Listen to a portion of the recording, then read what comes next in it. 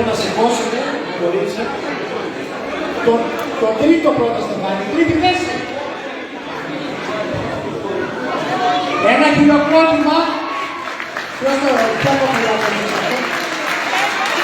Να έρθει εδώ πέρα παρακαλώ.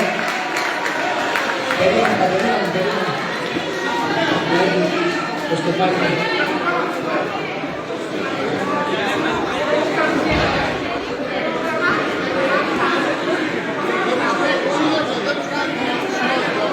Πολλά συγχαρητήρια για το παιδιά μας εδώ.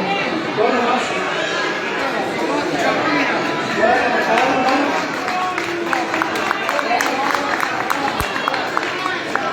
Μοσκινάς, πολύ ωραία.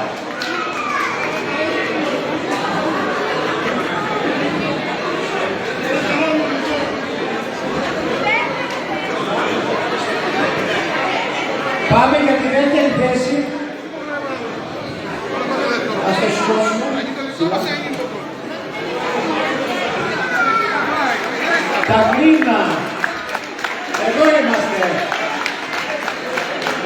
Πολλά συγχαρητήρια.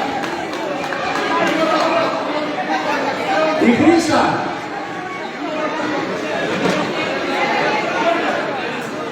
Το πρώτο στεφάνι είναι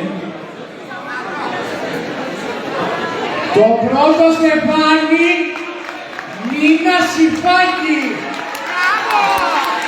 Ένα χειροκρότημα. Congratulations.